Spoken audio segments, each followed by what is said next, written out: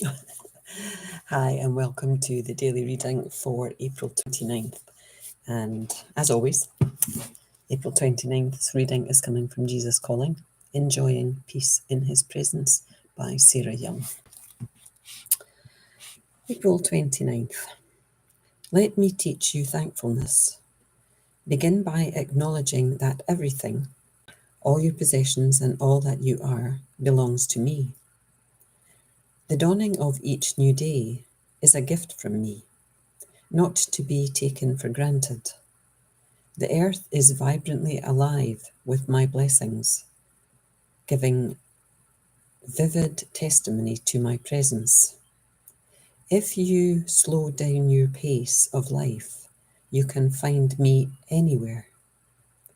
Some of my most precious children have been laid aside in sick beds or shut away in prisons.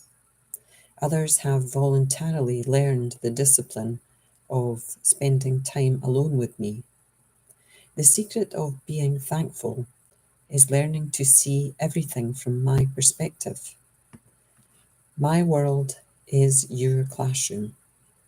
My word is a lamp to your feet and a light for your path. And this ties in with Hebrews 12, verses 28 and 29, and Psalm 119, I think. Okay, well, that one's a little bit blurry. I think it's Psalm 119, verse 5, actually. But that doesn't make sense. I'm just going to use my spile. It's 119. Oh, verse 105. Psalm 119, verse 105. I didn't know there was 105 verses in a psalm. Okay, you learn something new every day. I always think of the Psalms as being hymns in the hymn book, but I suppose there is a whole Psalms chapter in the Bible, maybe even more than one. I don't know. As I've admitted in other videos, I have not read the Bible. I attempted to read it a few years back, and I maybe got halfway through, but it was a chronological Bible that someone had lent me to see if it would be easier for me to read, because everything was in chronological order rather than being in the chapters that they are. Because sometimes you read something in John and you read something, I don't know, Paul, and they're about the same subject, but they're in different places, but they're on the same timeline. Anyway, that's aside. Thankfulness, and everything is there to be thankful for. Well, I've had this knee pain, and also the last 2 mornings I have struggled to get out of bed with back pain, and I'm thinking, whoa, what is going on? I link my emotions to physical pain, so I'm looking at my emotions thinking, what am I missing? What is going on? What am I not seeing? Not wearing the glasses still. And is that stubbornness? Is that something I've made up in my head? Should I be wearing my glasses? Am I just being stubborn? The thoughts that are going on in my head just now are continuous. But I need to give them to Jesus. I need to give those thoughts to Jesus, because I'm not going to work this out by myself. I'm going to be given the guidance that I need by Jesus, by the universe, if you want to think it that way. It's all mapped out. I don't have to work it out by myself.